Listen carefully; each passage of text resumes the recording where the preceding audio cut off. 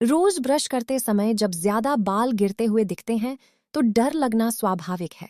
और सबसे पहला सवाल यही आता है, आखिर बाल झड़ क्यों रहे हैं?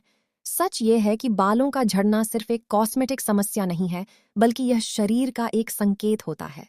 मैं हूं डॉक्टर करिश्मा और आज हम समझेंगे बाल झड़ने के कारण और इसमें होम्योपैथी की भूमिका, बिना किसी ओवर प्रॉमिस के, सिर्फ जागरूकता के लिए। बाल झड़ने के कई कारण हो सकते हैं। सबसे आम कारण होता है हार्मोनल असंतुलन, जैसे पीसीओएस, थायराइड की समस्या या गर्भावस्था के बाद होने वाला हेयर फॉल। ऐसी स्थिति में अक्सर सामने की ओर और सिर के बीच वाले हिस्से से बाल पतले होने लगते हैं।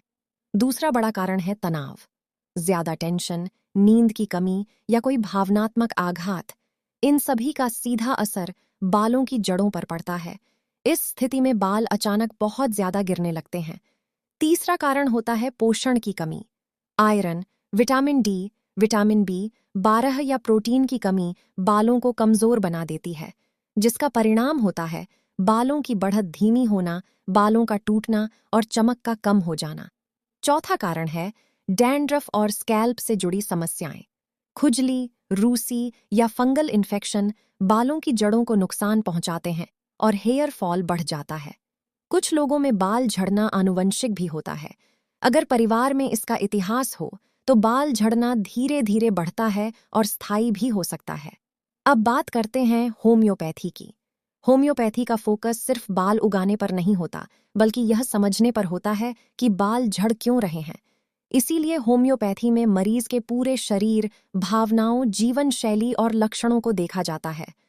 बाल झड़ने की समस्या एक सी हो सकती है, लेकिन हर मरीज अलग होता है, इसलिए दवा भी अलग होती है। कुछ सामान्य रूप से उपयोग की जाने वाली होम्योपैथिक दवाएं होती हैं, जैसे लाइकोपोडियम, नेट्रम म्यूरिएटिकम, फॉस्फोरस, सिलिशिया और थूजा।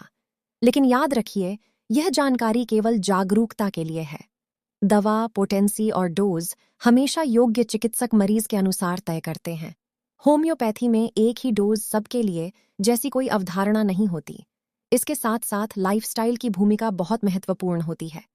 पर्याप्त नींद, प्रोटीन युक्त आहार, माइल्ड शैम्पू का उपयोग, टाइट हेयर स्टाइल से परहेज और तनाव को नियंत्रित करना, ये सभी बाल झड़ने को कंट्रोल करने में मदद करते हैं।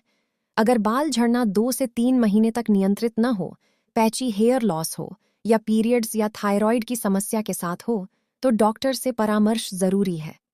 याद रखिए, बाल झड़ना एक संकेत है, समस्या नहीं। और जब इस संकेत को सही तरीके से समझा जाता है, तो शरीर स्वाभाविक रूप से खुद को ठीक करने लगता है। अगर आपको यह जानकारी उपयोगी लगी हो, तो अपना फीडबैक जरूर दें। धन्यवाद।